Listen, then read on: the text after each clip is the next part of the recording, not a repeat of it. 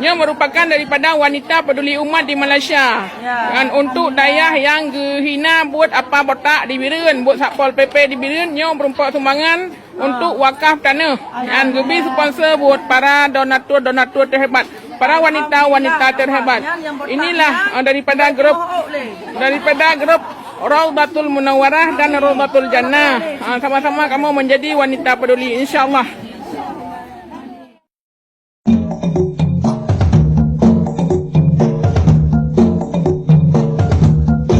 Assalamualaikum, hai nangadah, baculang juga kita hawa, menjaga akhlak gata betai, ngadipu elah, leinang luar.